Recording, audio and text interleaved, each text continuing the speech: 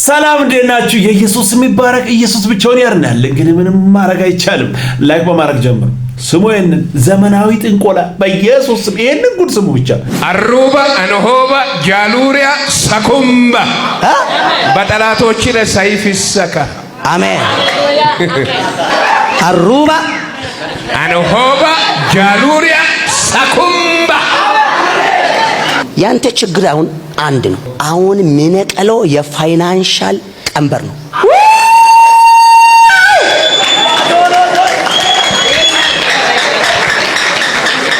ሁሉ ምስጥራት አይቴ የፋይናንሻል ምስጥራት ነው ግራ የገባው። ልክ ነው። ሁሉ ምስጥራት አይታል። መላክም ዘላለምንና ሕይወት የሚቆጣጠረውን የትንሣኤውን ንጉሥንም አይታል። ሁሉንም አሁን ግራ የገባ አሁን ደግሞ ይሄንንም ስሙ።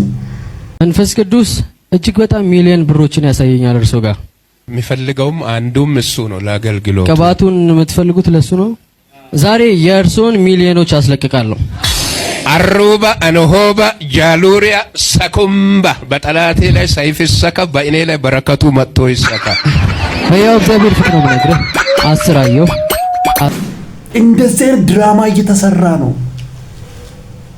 የእግዚአብሔር መንፈስ መላእክንም አይቻለሁ። የዘላለምን ሕይወት የሚቆጣጠረው ትንሣኤው ንጉሥ አንተ አየውማ ሌላ ነው። እኔ እርሶ ለማለት ራሱ ይከብዳል። በዚህ እድሜ ሰው እንዴት ለገንዘብ እንደዚህ አይነት ድምፅ ራሱ ያወጣል? በኢየሱስ ስም ጌታ ኢየሱስ ያድናል። እርሱ ያዩት ማለት አንተ ያየው ሌላ ነው። ኢየሱስ ያድናል። ኢየሱስ ድራማ እኮ ነው። በፈረቃ እኮ ነው። ከጠዋት እንትና ጋር ከሰዓት እንትና ጋር ይሰራል። ቢዝነስ ነው። ያሳዝናል። ኢየሱስ ያድናል። ዘንድሮ እኮ አባት ቲም ኢየሱስ ስም ከባድ እኮ ነው። ድራማ ብቻ አይንንም ስም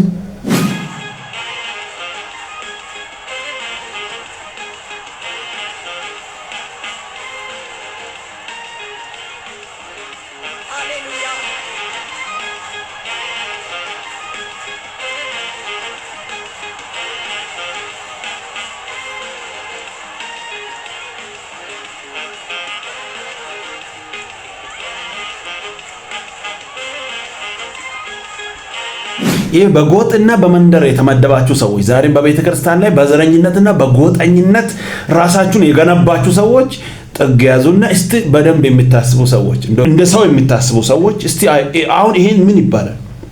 አምልኮተ ሰው ሰውን ማምለክ። ኧረ ኢየሱስ ያድን። ምንድነው ነው እንዲህ እየነኩ መቀባት? መንፈስ ነው?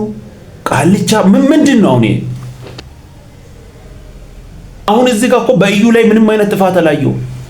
ምንም እንዲህ ሮጣችሁ የምትጠለጠሉ ሰዎች ለመሆኑ መጽሐፍ ቅዱስን ታነባላችሁ? ጌታ ኢየሱስን ታውቃላችሁ? ምን እያረጋችሁ ነው?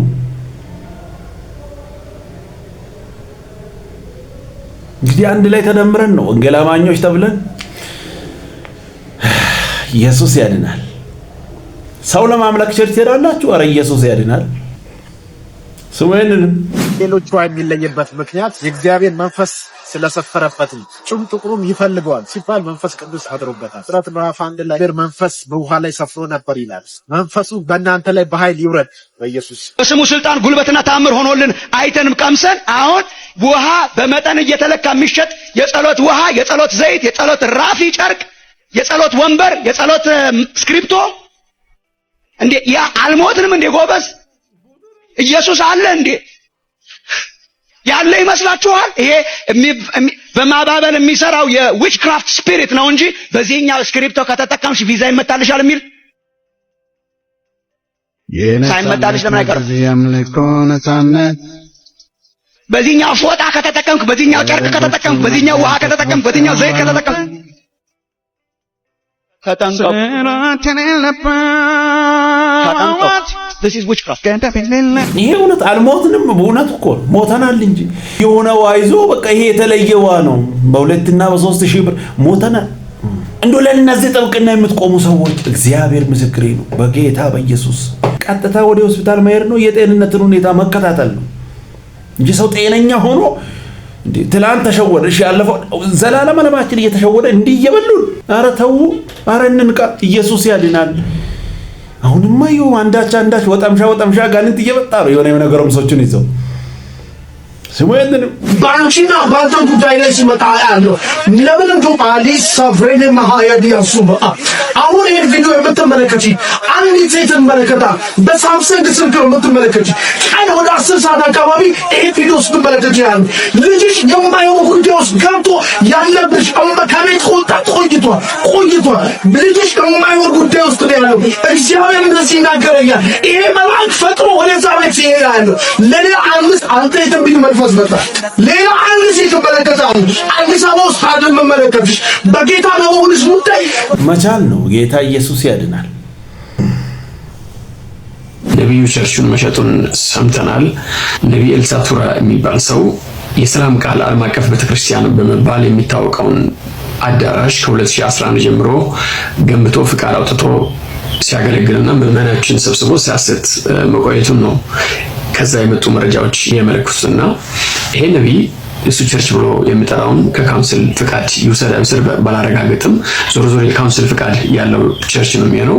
ይሄንን ቸርች በ16 ሚሊዮን ብር ዶክተር መተኪያ ሌራ አርሺዶ ለሚባል ሰው መሸጡን ነው እየሰማ ነው።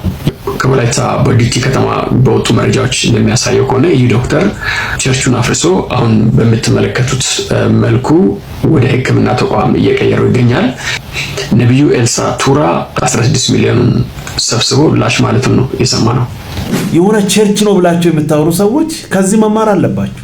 እስካሁንም ቤተክርስቲያኗ ነው አይደል? ባዶ መሬት ነው። ቀጣይ ከሰው ጋር አንድ ላይ ሽጦ የሚሄዱ ይመጣሉ።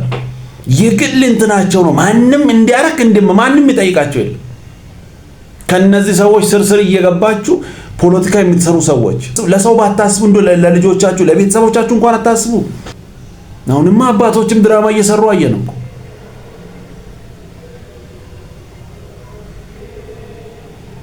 ኢየሱስ ያድናል። ያሳዝናል። ስሙኝንም ይሄም ያንተ ነው አሜን። ይሄም ያንተ ነው አሜን። ወደ ካዋሳ ትወጣለህ። በቃ ሃሌሉያ ውይ በዓለም አዞርሃለሁ ይላል ጌታ። እምነት እንዳይመስላችሁ የስ ኖ የምትሉትን ነገር እወቁ በሕይወታችሁ። እምነት ኖ የሚል ቃል አለው በውስጡ። አላደርግም፣ እምብየው፣ አሻፈረኝ፣ በዚህ ጉዳይ ሁለተኛ እንዳታናግረኝ፣ በዚህ ጉዳይ ሁለተኛ እንዳታናግረኝ። እግዚአብሔር ይሄንን እምነት በልባችሁ ይጨምር። ደስ የሚል ቆንጆ መልእክት። የተገኘውን ሁሉ አሜን አትበሉ። በቃ በተከፈተ በር ሁሉ ዘው ብላችሁ አትግቡ። ዓለም አቀፍ ኢንተርናሽናል ቸርች ብሎ ይለጥፋል። ከዛ ዘው ብለህ ትገባለህ። ዘመን ይዛ ተበልቶ ትወጣለህ። አምልጥ ወደ ኢየሱስ፣ ወደ ቃሉ ዞር እንበል። ኧረ ኢየሱስ ያድናል። ስሙኝንም የኔ ጄኔሬሽን ምስኪን ጄኔሬሽን ነው ታውቃለህ። በጥያቄ አእምሯችን ሊፈነዳ ነው። እኛም መጠየቅ አናቆምም፣ ጥያቄውም ሊያልቅ አልቻለም ታውቃለህ። ለምንድነው ኮንፈረንስ ስትሄዱ በጣም ብዙ V8 እና V12 አስከትላችሁ ከዛ መሳሪያ የያዙ ሰዎች አጠገባችሁ አድርጋችሁ የምትሄዱበት ምክንያት ጥያቄ ሆነብን በጣም በውስጣችን። ይሄን ደሃ ህዝብ ልታገለግሉ ክፍለ ሀገር ሄዳችሁ ደሃው ህዝብ አስፋልት ዳር ወጥቶ ሰላም ሊላችሁ ስትወርዱ AK47 የያዙ መሳሪያ የያዙ ሰዎች አብረዋችሁ ይወጣሉና ጥያቄ ሆነብን። ሊገላችሁ የሚፈልግ ሰው አለ ማለት ነው። ፍርሃቱ እንዴት ነው? ሴኩሪቲ ዲቴል የሚሰራላቸው ገቨርንመንት ኦፊሻልስ ናቸው ስለሚያስፈልጋቸው የመንግስት ባለስልጣናት። እናንተ ለምንድን ነው ሴኩሪቲ ዲቴል የምታሰሩት? ደሃውን ልታገለግሉ ይሄዳችሁ ከእግዚአብሔርና ከሚሰራበት ጉልበት ውጪ ምንም ነገር የሌለው ልጆቹን ከማሳደግና እግዚአብሔርን ከመማጸን ውጪ ምንም የሌላቸው ደዎች ወጥተው ሰላም ሊሏችሁ መሳሪያ ይዛችሁ የምትቆሙበት ምክንያት አልገባንም። ወንጌሉ የፍቅር ወንጌል አይደል ወይ? ጋርድ ያስፈልጋችኋል ማለት ነው። ጋርድ ቢያስፈልገው ኢየሱስ አልነበር ወይ የሚያስፈልገው? ፈሪሳዊውም ጻፉም ሰዱቃዊውም ሊገለው ይማከር ነበር ይላል መጽሐፍ ቅዱስ። ሊገሉት ይማከሩ ነበር ይላል። አንድም ቀን ጋርድ ኖሮት አያውቅም። ለምን አስፈልጋችሁ? ጥያቄ በዛብን። በእውነት ነው የምላችሁ፣ ብዙ ነው ያለን ጥያቄ። ይሄኛው ግን በጣም አማረረን። ለምንድን ነው ጋርድ የምትፈልጉት? መሳሪያ ለምን አስፈልግ? ወንጌሉ የፍቅር ወንጌል አይደል? እችን ጥያቄ ማለት እችን ለማለት ነው። ልካም ቀን ይሄ ደስ የሚል ጥያቄ ነው፣ ግን የሚመልስ የለም። በሆነ ነገር ታጅበ የፍቅር ወንጌል ለመስበክ ኧረ ኢየሱስ ያድናል የሆነ አዝምም አለ። ስሙኝንም ሚሊዮነር የመሆን ጉጉት ክልክል ነው። ቢሊዮነር የመሆን ምኞትና ሐሳብ ክልክል ነው። እንደ ክርስቲያን እንደ እኔ አሁን እንዳለው አይነት አይደለም።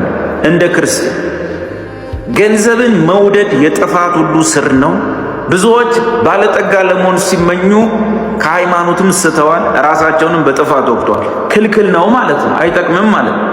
ታዲያ ግን ምንድነው የታዘዘው? ሊሰራ ማይወድ አይብላ። ጳውሎስን የሚያክል ሰው በገዛ እጆቼ እየሰራው እየደከምኩ እኖራለሁኝም ብሏል።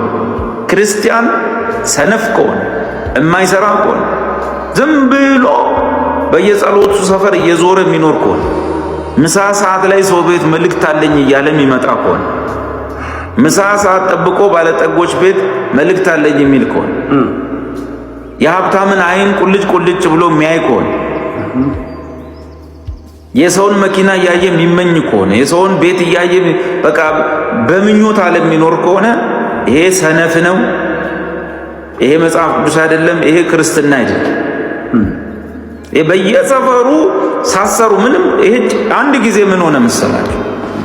እኔ በጉልበት ስራ የታወቅኩ ነኝ፣ እሰራለሁ። በነገራችን ላይ ቤተክርስቲያን ሁላችሁም የምታውቁኝ ታውቁኛላችሁ። አንዷ ልጅ እንደውም እናንተ ቸርች አልመጣም ያለችው ለመሰላችሁ እኔን ጣሪያ ላይ ቆርቆሮ ስመታ አይታኝ የእናንተ ቸርች ፓስተር ጣሪያ ላይ ይወጣል ብላ አልመጣም አለች። ምክንያቱም በቃ ያመነው ነገር አገልጋይ አይሰራም፣ እጁን ታጥቦ አለስልሶ እየጸለየ ይኖራል ነው። ነውር ነው፣ መስራት አለበት። መዶሻ ሚስማር ማስገባት የማይችል ፓስተር ብለህ እንዳጠራው። አንድ ሚስማር አድርጎ በመዶሻ ማስገባት የማይችል